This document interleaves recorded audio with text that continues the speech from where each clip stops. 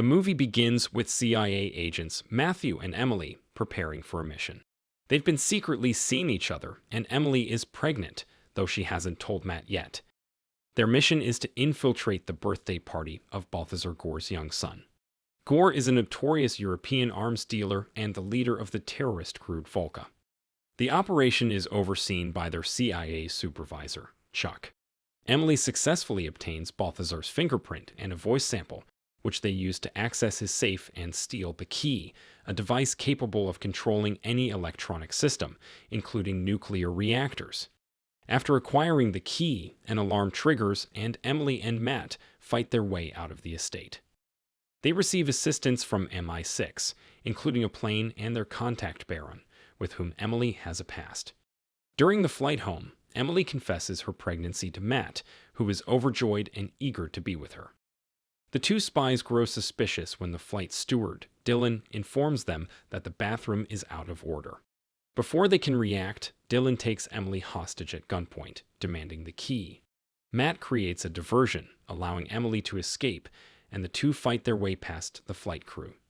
In the chaos, Dylan accidentally shoots the pilot while aiming at Emily, causing the plane to crash into the mountains. Dylan grabs the key, but the plane strikes a peak, tearing apart and ejecting him along with the key. Matt gives Emily the only parachute, urging her to take care of their baby. However, she insists on taking him with her, and they land safely in the mountains. Realizing they've been compromised and that their dangerous lifestyle isn't viable with a child on the way, they decide to fake their deaths in the crash and start anew. 15 years later, Emily and Matt are living a quiet suburban life with their two teenage children, Alice and Leo. Alice begins to suspect that her parents are hiding the truth about their past, which they claim involves meeting in Colombia while serving in the Peace Corps. Although they are loving parents, Emily and Matt struggle to connect with either of their children on a deeper level. Worried about Alice's new relationship with a boy named James and the growing distance between them, Emily secretly hacks into Alice's computer and reads her messages, despite Matt's warnings against it. After Alice lies about studying with her friends, the parents follow her to a club where they end up in a fight with some club-goers after one of them grabs Alice. The altercation is caught on video, but Matt deletes the footage from one of the phones. Alice is grounded, but she calls out her parents for their hypocrisy, accusing them of invading her privacy and hiding the truth about their past. This confrontation stirs up nostalgia in Emily, who longs for the feelings of being needed that came with their former lives.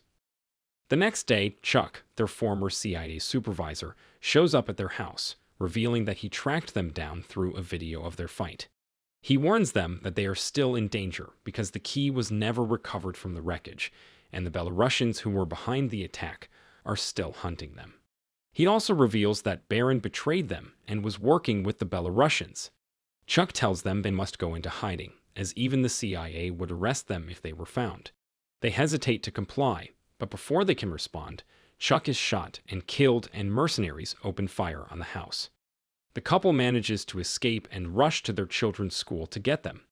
Matt confesses that he took the key before the plane crash and hid it at Emily's estranged mother's house as a backup in case their cover was blown. After retrieving Alice and Leo, they decide to flee to England to Emily's mother's home, intending to use the key as leverage with the CIA for protection. They tell the kids they've decided it's time for them to meet their grandmother, whom they had previously claimed was dead. Alice calls them out again for their hypocrisy. Emily wants to tell the children the truth, but Matt disagrees for now. The family arrives at Heathrow in London, and Baron spots them. While stopping for breakfast and gas, Alice and Leo discover that their passports have fake identities. Using Leo's gaming console, they search for information about their parents online. While fueling up, Matt and Emily are ambushed by a group of Volca mercenaries, but easily defeat them, surprising the children. The family flees the station, but Baron and his CIA team, who are passing by, notice them and give chase. Realizing they are being followed, Matt shoots the chains and tires of a large pipe truck, causing it to crash and block the road, preventing Baron's team from continuing their pursuit. After escaping, Matt and Emily reveal their true identities to the children. When Matt realizes the kids were using Leo's console, To search the internet, he throws it onto a passing tow truck. Baron continues searching for the family, while his deputy Wendy begins to grow suspicious of Baron's obsession with Emily and the sources of his information. The family arrives at Emily's mother's house, and the children are shocked to find her living on a large, luxurious estate. Emily's mother, Ginny Curtis, is a renowned former MI6 agent, and she resides there with her lover and protege, Nigel. Meanwhile, Baron, unable to locate the family by tracking the gaming console, uses property records to trace them to Ginny's estate. Matt and Emily inform Ginny about the key, which leads to a heated argument between Emily and Ginny. Emily criticizes Ginny for being absent and unsupportive during her childhood, while Ginny accuses Emily of abandoning her career for her family. Alice, still rebellious and resentful towards Emily, overhears this conversation. Matt and Emily then search for the key while Alice spends time with Ginny and Leo with Nigel, unaware that mercenaries have infiltrated the property. After retrieving the key, Matt and Emily spot a helicopter on the lawn and discover that Ginny and Nigel are tied up. They rescue them before finding Alice and Leo held hostage by the mercenaries. Emily calls out for Baron to negotiate, but instead, Chuck reveals himself as the betrayer. He faked his death and followed Matt and Emily, knowing they would lead him to the key. He also explains that Baron is innocent and has been tracking Volka, not working with them. After the key was lost and Matt and Emily were presumed dead, Chuck was fired from the CIA and lost his pension, leaving him bitter and seeking money and revenge. Matt reluctantly hands over the key to Chuck, who then takes Alice and Leo hostage, planning to sell it. He promises to return them in one day. Reviewing security footage for clues about the helicopter, Matt notices Leo subtly signaling that he still has his thumb ring, which tracks his health data. Using this, the group traces him to a black tie gala at the Tate Modern.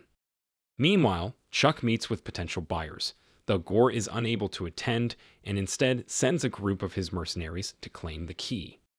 Chuck's associate, Daphne, demonstrates its power by completely shutting down London's power grid. She then takes control of the Thames River Dam, opening it and putting the city at risk of flooding. Emily and Matt deduce that Chuck would be showcasing the key from the best vantage point. They fight their way up to the penthouse suite, where the bidding is taking place. Chuck successfully sells the key for $250 million, but before Emily and Matt can stop him, they are intercepted by Baron.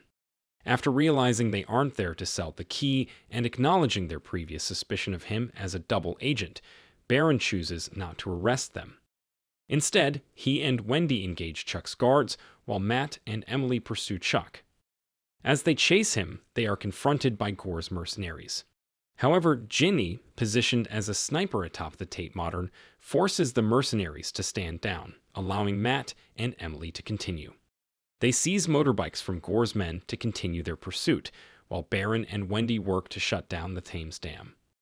Nigel, parked in an alley in a van, spots Daphne sneaking into another van with a computer and a bag. Acting quickly, he crashes into her vehicle, knocking her unconscious and recovering the key. He alerts Ginny, who then informs Matt and Emily, who are on a boat in the river chasing Chuck. Nigel rushes to close the dam while Matt and Emily catch up to Chuck's boat, battling his mercenaries with help from Leo. Just in time, Nigel manages to shut the dam before Chuck's boat can pass.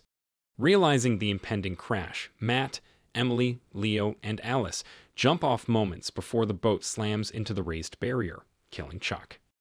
Afterward, Emily reconciles with Alice, then makes amends with Ginny, while Matt praises Leo for his quick thinking during the ordeal.